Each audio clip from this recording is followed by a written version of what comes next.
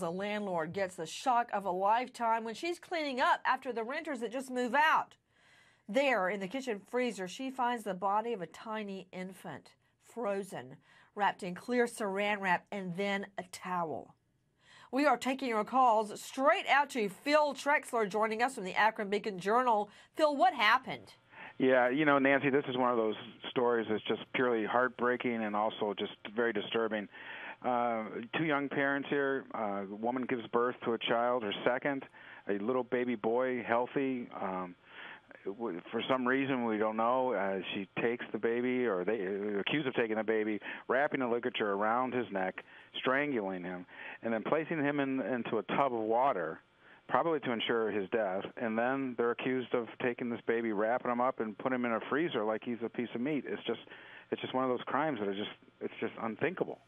So now the parents are charged with murder, and the case is progressing through the courts. I unleash the lawyers, Becca, Mickey, and John.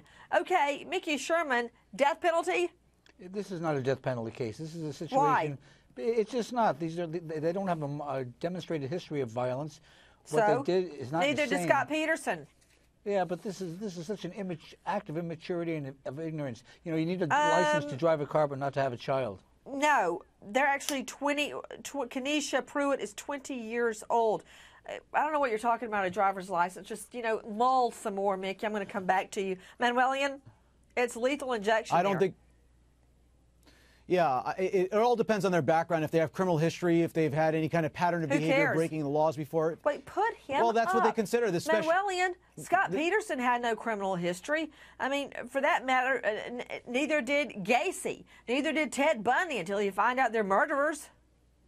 Yeah, but that's very rare when states give the death penalty. It's got to be something very, very egregious.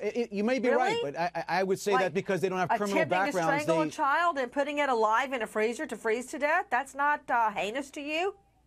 Well, I'm not a proponent of the death penalty, but that's a different issue. Didn't ask you that. You know what? I'm going to go to you, Becca. Let's talk about what's heinous. They don't even know if this child was actually dead when they put it in the freezer.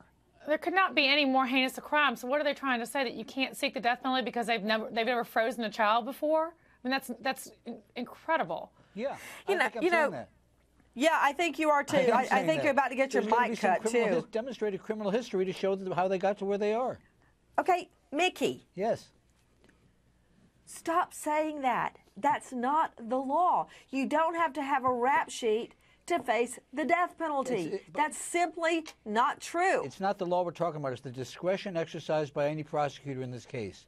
And I don't think any prosecutor is going to ask for the death penalty. Having a rap sheet is not, it's not even an ingredient in whether the prosecution seeks a death penalty on any case.